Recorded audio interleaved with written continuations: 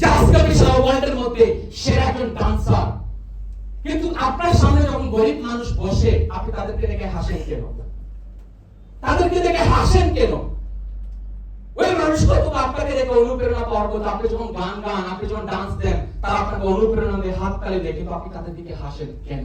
কারণটা জানতে চাই। সাংবাদিক প্রশ্ন করুন।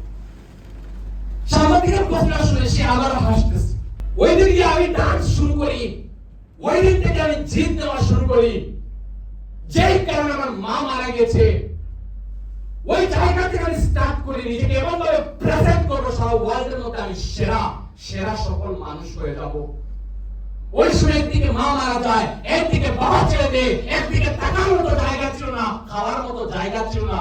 ওই জায়গা থেকে নিজের প্রতিভাকে বের করে নিজেকে চিনতে পারি, নিজেকে সফল বানিয়ে আজকে সারা ওয়ার্ল্ডের সামনে নিজেকে প্রেজেন্ট করছি, আজকে প্রেজেন্ট করেছি। আর আমার সামনে যখন গরিব মানুষ এসে হাত তালি দেয়, তখন আমি তাদেরকে দেখে হাসি। এই জন্য যারা কেন গরিব, এদেরকে কেন গরিব বানিয়েছে, কে এদেরকে গরিব বানিয়েছে? আল্লাহ এদেরকে গরিব বানায় নাই, এরা নিজের কারণে গরিব। এদের হাত আছে, পা আছে, বাবা আছে, মা আছে, টাকার মতো জায়গা আছে, তারাও তাদের কেন সফল হতে পারছে না? আমার তো কিছুই ছিল না, আমি তো সফল হতে পারি, এরা কেন পারছে না? এই জন্য হাসি, আমার লজ্জা হয় এদেরকে দেখে।